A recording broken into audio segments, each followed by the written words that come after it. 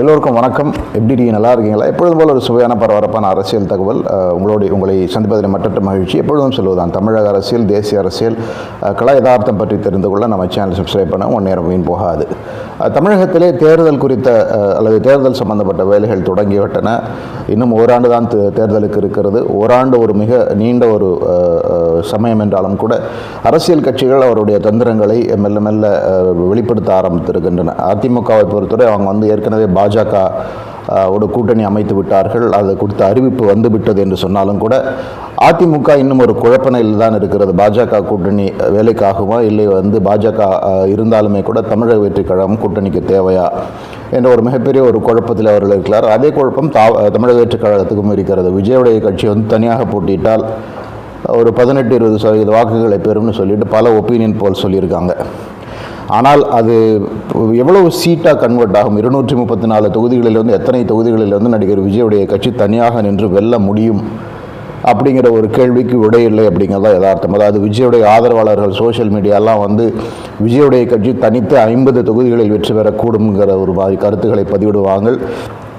நான் பலமுறை சொன்ன மாதிரி அந்த மாதிரி விஜயுடைய கட்சி 50 தொகுதிகளை வென்றுவிட்டால் அது இந்திய வரலாற்றிலே ஒரு பெரிய சாதனையாக இருக்கும் அப்படிங்கிறதுல எந்த சந்தேகமே கிடையாது.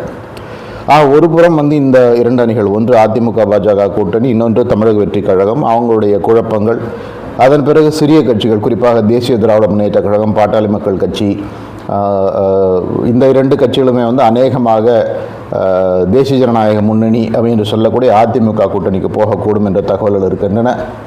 திராவிட முன்னேற்ற கழகத்தை பொறுத்தவரை அந்த கூட்டணி ஒரு எஃகு கூட்டணியாகத்தான் இருக்கிறது இன்று வரை இருக்கிறதுங்கிறது எந்த சந்தேகமே கிடையாது. திருமாவளவன் விடுதலை சிறுத்தைகள் கட்சி தொடர்ந்து அதிமுக கூட்டணியை தாக்கி பேசினார். நேற்றைக்கு கூட அவர் திமுக கூட்டணியில் தான் நாங்கள் இருக்கிறோம், அதிக தொகுதிகளை கேட்போம், கொடுக்கலன்னா கூட நாங்கள் இருப்போம் அப்படின்னு சொல்லியிருக்கிறார். ஆக அதே போல் கம்யூனிஸ்ட் கட்சியுடைய மாநில தலைவர் கூட ஒரு சில பத்திரிகை பேட்டிகளில் ஆட்சி சட்டம் ஒழுங்கெல்லாம் சரியாக நடக்கலை, ஆட்சிக்கு முழு மதிப்பெண் கொடுக்க முடியாது என்று சொன்னாலுமே கூட கூட்டணியில் தொடர்வார்கள் என்பதிலே ஐயம் இல்லை அப்படிங்கிற மாதிரி தான் கருத்து. வைகோவை பொறுத்தவரை கூட அதுதான். அவருக்கு ராஜ்யசபா பதவி வயது மூப்பு காரணமாக கொடுக்கப்படவில்லை என்று சொல்லாமல் கூட அவருடைய மகன் ஒரு பெரிய ரோல் அவருக்கு கொடுக்கப்பட்டிருக்கிறது, நாடாளுமன்ற உறுப்பினராகி இருக்கிறார். ஆக இதையெல்லாம் கருத்தில் கொண்டு இன்று உள்ள காங்கிரஸை பொறுத்த வரைக்கும் சொல்லவே கிடையாது. மாநில அளவிலும் சரி, இல்லை தேசிய அளவிலும் சரி, திமுகவும் காங்கிரஸுக்கும் இருக்கும் உறவு மிக மிக வலுவாக இருக்கிறது. இடைப்பட்ட காலத்தில் காங்கிரஸ் விஜயுடைய கட்சியோடு பேச்சுவார்த்தை நடத்தக்கூடும் என்ற தகவல் வந்தால் கூட அதெல்லாம் பொய்த்து போய்விட்டன. இன்னும் சொல்லப்போனால் தமிழக வெற்றி கழகத்துக்கு அது ஒரு பெரும் பின்னடைவாக கருதுது. அவங்க என்ன நினச்சாங்கன்னா, நம்ம கட்சி ஆரம்பித்த உடனே காங்கிரஸ் போன்ற கட்சிகள்லாம் க்யூவில் நிற்பாங்க, நம்மளோட இங்கே கூட்டணி வைத்துக்கொள்ளன்னு சொல்லி கருதினார்கள். அந்த கணக்கு பொய்த்து விட்டது அப்படிங்கிறது தான் இன்றைய உண்மை. திருப்பி நம்ம சொல்கிறது தான், இன்றைக்கு இன்னும் ஓராண்டு இருக்கிறது. ஒரு வார காலம் கூட ஒரு அரசியல் களத்தில் ஒரு மிக நீண்ட காலம்னு சொல்லுவாங்க. ஆக இந்த அணிகள் இப்போ கூட மாறாதுன்னு எதுவுமே சொல்ல முடியாது. திடீரென்று 3 மாதம் 4 மாதம் கழித்து திமுக கூட்டணி வலுவிழக்கக்கூடும் அப்படிங்கிற ஒரு கணக்கும் நம்பிக்கையும் அதிமுகவுக்கும் பாஜகவும் இருக்கிறது. அதிமுக கூட்டணியுடைய டைலமா என்ன நம்ம ஏற்கனவே பார்த்துட்டோம். அதிமுக பாஜக கூட்டணி சேர்ந்துமே கூட அவங்க பொதுவெளியில் என்ன பேசினாலும் இரண்டாம் கட்ட அதிமுக தலைவர்கள் பலருக்குமே அந்த கூட்டணியில் மகிழ்ச்சியிலே ஒரு தகவல். குறிப்பாக மைனாரிட்டி வாக்குகளை பெறுவது, இங்கே மோடிக்கு எதிரான கருத்துக்கள், மத்திய அரசுக்கு எதிரான கருத்துக்களை எல்லாம் ஏற்கனவே இதுகார மாதிரி பேசிவிட்டு இப்போ மக்களிடத்தில் மீண்டும் நாங்கள் மோடியோடு கைகோர்த்திருக்கிறோம்னு சொன்னால் அது எப்படி இருக்கும்னு ஒரு ஃபீலிங். இவற்றையெல்லாம் விட மிக மிக முக்கியமாக அதிமுக உடைய உண்மையான வலு என்ன அப்படிங்கிறதுல ஒரு மிகப்பெரிய ஒரு கேள்விக்கு இருக்கிறது. அவங்க நாடாளுமன்ற தேர்தலில் போட்டியிடவில்லை, நாடாளுமன்ற தேர்தல் எங்களுக்கு முக்கியம் அல்ல அப்படிங்கிறதுனால பெரிய அளவில் அவங்க முக்கியமான முகங்கள், ஒரு ப்ராமினன்ட் ஃபேஸஸ் எல்லாம் களமிறக்கவில்லை. போட்டியிட இடங்களில் கூட பர்ஃபார்மன்ஸ் ரொம்ப மோசமாக தான் இருந்தது. பல இடங்களில் அவர்கள் 3வது இடத்துக்கு தள்ளப்பட்டார்கள், தனித்து நின்று, பாஜகவிலிருந்து தனித்து நின்று. இப்போ மீண்டும் பாஜகவோடு சேர்ந்திருக்கிறாங்க. ஆக இந்த சூழ்நிலையிலே அதிமுக இன்றுமே கூட பாஜகவோட கூட்டணி சேர்ந்தாலும் கூட தங்களுக்கு ஆட்சிக்கு வரும் அளவுக்கான ஒரு சக்தி இருக்கிறதா என்ற சந்தேகம் அதிமுகவில் பலருக்கு இருக்கிறது. குறிப்பாக இரண்டாம் கட்ட தலைவர்கள் பலரிடம் நம்ம பேசும்போது அவங்க என்ன சொல்கிறாங்கன்னாக்கா, பெரிய அளவில் எங்களுக்கு இந்த கட்சியுடைய வலு அல்லது பாஜகவுடைய கூட்டணி இது போன்ற விஷயங்களெல்லாம் எங்களுக்கு நம்பிக்கை கிடையாது. எங்களுடைய ஒரே நம்பிக்கை சட்டம் ஒழுங்கு மிக மிக மோசமாக இருக்கிறது. மக்கள் வந்து மிக கோபத்தில் இருக்கிறார்கள் திராவிட முன்னேற்ற கழகத்தின் மீது. பெண் குழந்தைகள் மீது பாலியல் அத்துமீறல்கள், வயதான மூதாட்டிகள் மீது பாலியல் அத்துமீறல்கள், நாளுக்கு நாள் சட்டம் ஒழுங்கு பிரச்சனை அதிகமாகி வருது. எப்படி 2006-11 காலத்தில் வந்து இந்த நில ஆக்கிரமிப்புகள் அதிகரித்தனவோ அதுபோல் நில ஆக்கிரமிப்புகள் நிறைய நடந்து கொண்டு இருக்கின்றன.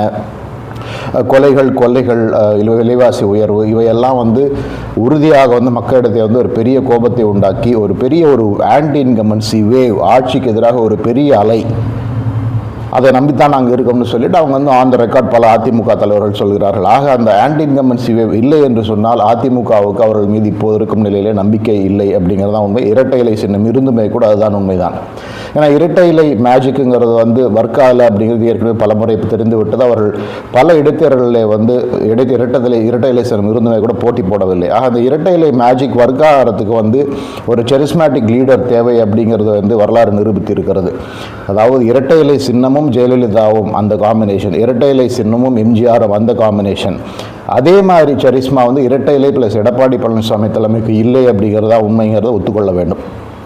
அதில் சந்தேகமே இல்லை. ஏன்னா இரட்டை இலைக்கு வந்து அந்த சரிஸ்மா, அந்த பவர் இருக்குன்னு சொன்னாக்கா அதிமுக எதை பற்றியும் கவலைப்பட வேண்டியதில்லை. சட்டமன்ற தேர்தலில் வந்து இரட்டை இலை சின்னத்துக்கு தான் நாங்கள் வாக்கு கேட்க போகிறோம் அப்படின்னு தைரியமாக சொல்லலாம். ஆக அதிமுகவை பொறுத்தவரை இந்த பெரிய குழப்பம் இருக்கிறது. இவ்வளவு பிரச்சனைகள் இருந்துமே கூட மீண்டும் ஆட்சிக்கு வருவதற்கு இப்போதைய ஆட்சி மீது கோபம் இருக்க வேண்டும், திமுக மீது கோபம் இருக்க வேண்டும், முதலமைச்சராக ஸ்டாலின் உடைய பெர்ஃபார்மன்ஸ் மீது மக்களுக்கு கோபம் இருக்க வேண்டும் அப்படிங்கிறது அவங்க எண்ணமாக இருக்கிறது. அதுதான் அவங்களுடைய கலை யதார்த்தம். ஆனால் முதலமைச்சரை பொறுத்தவரை வந்து ஒரு மாதிரி அந்த அப்பா என்ற ஒரு இமேஜை கிரியேட் பண்ணி நடக்கும் விஷயங்களுக்கெல்லாம் வந்து அதிகாரிகள் பொறுப்பு, அரசு பொறுப்பு அல்ல அப்படிங்கிற மாதிரி ஒரு ஸ்டாண்ட் எடுக்க ஆரம்பிச்சிருக்காங்க. நிறைய விஷயங்களில் பார்த்தீங்கன்னா மாவட்ட அளவில் வந்து அதிகாரிகள் சரியாக நடந்துக்கலை, காவல்துறை சரியாக நடந்து கொள்ளவில்லை, அப்படியெல்லாம் வந்து அவங்க சொல்ல ஆரம்பிச்சிருக்காங்க. ஒரு சில இடங்களில் வந்து நீதிமன்றம் இன்ஸ்ட்ரக்ட் பண்ண பிறகு நடவடிக்கைகள் எடுக்கப்பட்டிருக்கின்றன. ஆனால் திமுக வந்து அவங்க வந்து ஒரு ரோசி பிக்சர் தான் பெயிண்ட் பண்ணுறாங்க. எல்லாம் நல்லா தான் போய்கிட்டு இருக்கு, இங்கே வந்து ஆட்சிக்கு எதிராக பிரசாரம் தான் செய்கிறார்களே தவிர மக்கள் வந்து மிகுந்த மகிழ்ச்சியோடு இருக்கிறார்கள். முதலமைச்சர் ஸ்டாலினுடைய செல்வாக்கு, திமுகவுடைய செல்வாக்கின் அடிப்படையிலே உறுதியாக மீண்டும் ஆட்சிக்கு நாங்கள் வருவோம் என்று ஒரு பெருத்த நம்பிக்கை இருக்கிறது. ஆரம்பத்தில் வந்து உதயநிதி ஸ்டாலினை வந்து அடுத்த முதல்வராக ப்ரொஜெக்ட் பண்ணுவாங்கன்னு இருந்தது. இப்போ அது மாறி போய் அநேகமாக மீண்டும் ஐயா ஸ்டாலின் அவர்களே வந்து ஆட்சிக்கு வரக்கூடும், அவரை முதல்வராக்குங்கள், மீண்டும் Stalin version 2, Dravidian model version 2க்கு வாக்களியுங்கள் என்று ஓட்டு கேட்போம் என்று தெளிவாக இருக்கிறார்கள். அவங்களுடைய ஆர்கனைசேஷனல் கெப்பாபிலிட்டி, கூட்டணியுடைய வலு, இப்போது இருக்கிற கூட்டணியுடைய வலுவில் வந்து கிட்டத்தட்ட 38% 42% வாக்குகள் அவங்களுக்கு எளிதில் கிடைத்துவிடும் என்ற மகத்தான நம்பிக்கை அவருக்கு இருக்கிறது. இவற்றையெல்லாம் மீறி மிக மிக முக்கியமாக தமிழக தேர்தலில் வந்து ஒரு மாதிரி புகழ் பெற்றன்னு சொல்லதா இல்லை நொட்டோரியஸ் அப்படின்னு சொல்கிறதான்னு தெரியல, வைட்டமின் எம் ஓட்டுக்கான பணம், அந்த ஃபேக்டரை பற்றி யாருமே பேசுகிறதில்ல. இன்றைக்கு இருக்கிற ஒப்பீனியன் போல்ஸ், களத்தில் இருக்கப்பட்ட, அதாவது மக்களுடைய கோபம், மக்களுக்கு வந்து பெரிய கோபம் இருக்கிறது, கள்ளச்சாராய சாவுகள், சட்டம் ஒழுங்கு பிரச்சனைகள், பல இடங்களில் வந்து பெண்கள் வந்து ஆண்கள் குடிப்பதில் அடிமையாகி அதனால் வந்து குடும்பத்திலே பிரச்சனை, இப்படி 1000 பிரச்சனைகள் இருந்தாலும் கூட வைட்டமின் எம் தேர்தல் ஓட்டுக்கு காசு என்பது தமிழக அரசியலில் ஒரு மிகப்பெரிய ஒரு பங்கு வகிக்கும் அப்படிங்கிற சந்தேகமே கிடையாது. இதை வந்து பலரும் ஒப்புக்கொள்வதில்லை. அந்த பலத்தோடு திராவிட முன்னேற்ற கழகம் போன்ற ஒரு ஆளுங்கட்சி வந்து களத்தில் இறங்கும் பொழுது உண்மையிலேயே வந்து அவர்களை தோற்கடிக்க முடியுமா? உண்மையிலேயே நம்ம சொல்கிற மாதிரி ஆன்டி இன்கம்பன்சி அவ்வளவு இருக்கிறதா? அதாவது என்னாலும் பரவாயில்ல, நாங்கள் ஓட்டு போட மாட்டோம் இந்த கட்சிக்கு, அந்த அளவுக்கான கோபம் இருக்கிறதா இன்றைக்கு திமுக மீது என்றது மிகப்பெரிய ஒரு கேள்வி. இதற்கான பதில் வந்து அந்த பேலட் பாக்ஸில் தான் தெரியும். நம்மெல்லாம் எதுவுமே ப்ரெடிக்ட் பண்ண முடியாதுங்க தான் கலை யதார்த்தம். அந்த ஃபேக்டர் ஆஃப்கோர்ஸ் எல்லா கட்சிகளுமே வந்து வாக்குக்கு பணம் கொடுக்காம, அதிமுக அவங்களால முடிஞ்சதை கொடுப்பாங்க, பாஜகவும் அவங்களால முடிஞ்சதை கொடுப்பாங்க. ஓட்டுக்கு பணம் கொடுக்காத ஒரே கட்சி அப்படின்னு சொன்னாங்க நாம் தமிழர் கட்சியுடைய சீமான் கட்சியை சொல்லலாம். ஆனால் அதை தவிர பெரும்பாலான கட்சிகள் உறுதியாக வந்து அந்த ஒரு திசையிலே செல்லும். அப்படி பயணிக்கும் பொழுது மீண்டும் திமுக ஆட்சிக்கு வந்துவிடுமா என்ற ஒரு பெரிய ஒரு கேள்விக்குறி அல்லது ஒரு ஆச்சரியக்குறி இருக்கத்தான் செய்கிறது.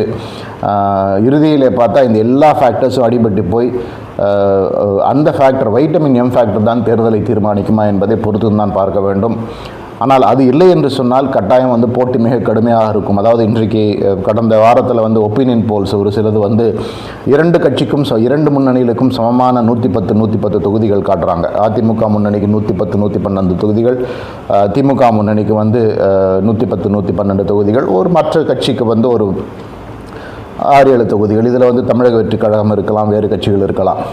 ஒரு தொங்கு சட்டசபை, ஒரு ஹங் அசம்பிளி வரக்கூடும்னு சொல்லி பெரிய ப்ரெடிக்ஷன் இருக்குது. ஆனால் இது எல்லாமே வந்து நம்ம சொன்ன மாதிரி இந்த தேர்தல் களத்திலே மக்கள் வந்து வாக்குகளுக்கு பணம் வாங்காமல் இருந்தால், அல்லது பணம் வாங்கிறதுனால வந்து எங்களுடைய வாக்கு ப்ரிஃபரன்ஸ் மாறாது, ஒரு பக்கம் பணம் வாங்கிட்டு இன்னொரு பக்கம் ஓட்டு போடுவோம்னு சொல்லக்கூடிய நிலை இருந்தால் உறுதியாக களம் பரபரப்பாக இருக்குங்கிறத சந்தேகமே கிடையாது.